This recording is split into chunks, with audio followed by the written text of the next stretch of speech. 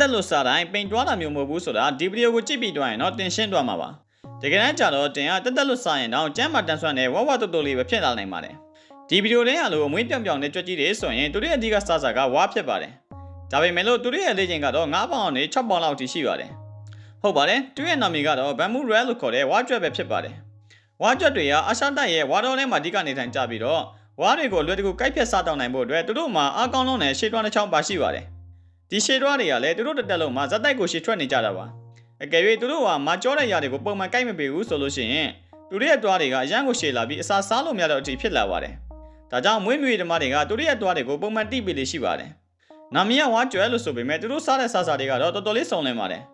ဝါပင်ထွက်တဲ့မြင့်တဲ့ပင်စီတွေအပြင်အခြားသီးနှံမျိုးစုံကိုလည်းသူတို့ကကြိုက်နှစ်သက်ကြပါတယ်